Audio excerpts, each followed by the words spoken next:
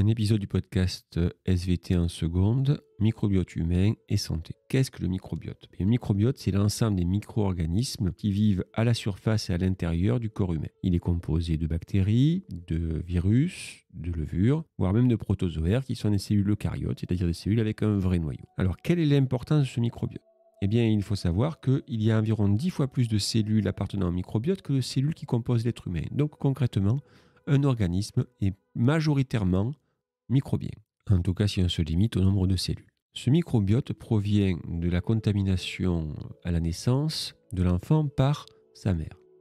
Alors il faut savoir qu'on considère que durant la grossesse, l'embryon puis le fœtus vivent dans un milieu relativement stérile, même si on s'aperçoit qu'en fait il y a un certain nombre de bactéries qui peuvent vivre au niveau de l'utérus. Au moment de la naissance, par le contact avec le microbiote vaginal et le microbiote digestif de la mère, eh bien, l'enfant va se retrouver contaminé par un certain nombre de bactéries qui proviennent de sa mère. Au cours de sa vie, notamment durant l'allaitement, il va continuer à enrichir ce microbiote avec d'autres micro-organismes, puis par les contacts qu'il va établir avec l'environnement, petit à petit, ce microbiote va se diversifier jusqu'à environ l'âge de ses 3 ans. On constate par la suite que globalement, le microbiote est relativement stable au niveau de l'organisme et qu'il a tendance à perdre en diversité avec l'âge. Si les êtres humains en bonne santé présentent globalement un microbiote assez similaire, on peut remarquer des variations individuelles en fonction de l'alimentation, notamment si elle est plus ou moins riche en fibres, en fonction de certains modes de vie, en fonction d'une prise d'antibiotiques plus ou moins importante. Bref,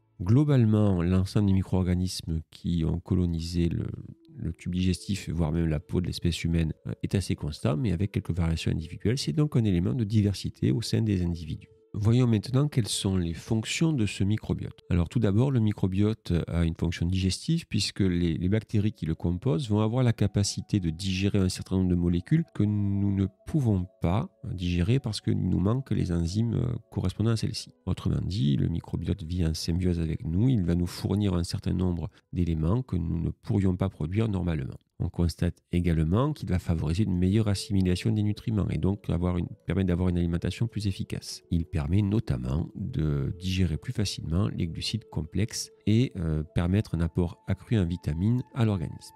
Au niveau de l'immunité, il a plusieurs avantages. Tout d'abord, sa présence va empêcher par concurrence le développement de certains micro-organismes pathogènes.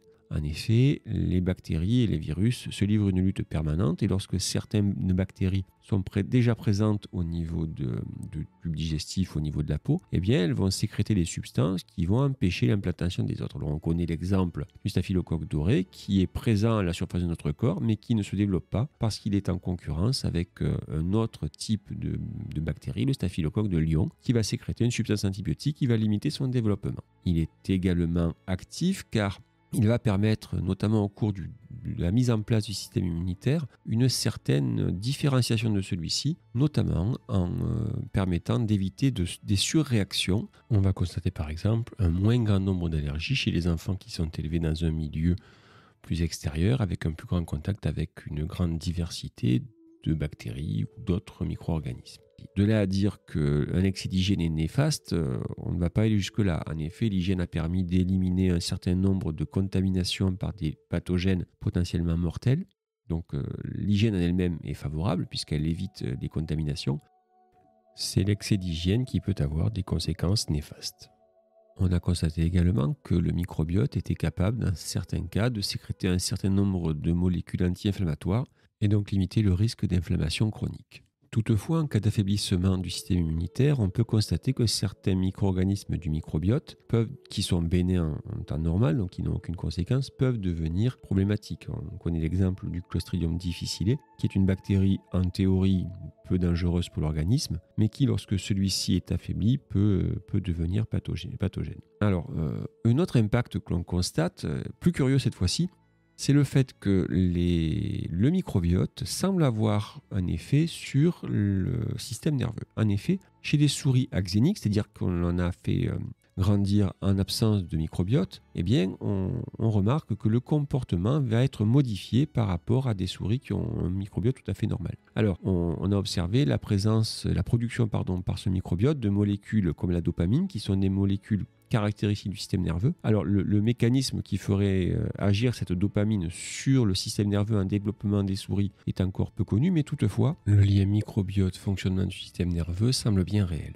Du coup, puisque ce microbiote peut avoir un impact sur la santé, pourquoi ne pas l'utiliser sous forme de traitement? Eh bien, effectivement, il est possible, dans certains cas, de réinjecter à une personne qui souffrirait d'un déséquilibre de son microbiote un extrait de microbiote fécal de notre individu. Alors, bien entendu, il s'agit uniquement de récupérer les excréments de la personne, de les purifier pour ne transplanter que le microbiote dit sain. Et on constate que dans ce genre de traitement, on peut avoir une efficacité assez importante, voire même beaucoup plus importante que l'administration de certains antibiotiques. Donc c'est un mode de traitement assez particulier, mais qui montre son efficacité. Mais on s'est aperçu que dans le cas de certains traitements anticancéreux, le traitement marchait plus ou moins bien selon que le microbiote de la personne qui le recevait était en équilibre ou pas. Autrement dit, on s'aperçoit que ce traitement de ce qu'on appelle une greffe fécale eh bien, peut avoir un usage pour augmenter l'efficacité des traitements anticancéreux. Toutefois, attention, là on parle d'injecter à un individu un ensemble de micro-organismes qui ont des interactions très fines entre elles, voire même avec le système immunitaire de celui-ci. Autrement dit, c'est quelque chose qu'il faut manipuler avec prudence. En conclusion, qu'est-ce que le microbiote? Eh bien, c'est un ensemble d'êtres vivants qui vont considérer quelque part notre organisme comme leur écosystème. Et nous vivons en interaction permanente avec eux, une interaction de type symbiotique normalement, dans le sens où chacun des deux trouve son avantage à cette relation, et relation symbiotique qui parfois peut être déséquilibrée, et une perturbation du microbiote peut avoir des conséquences sur la santé plus importantes que ce qu'on avait pensé au départ.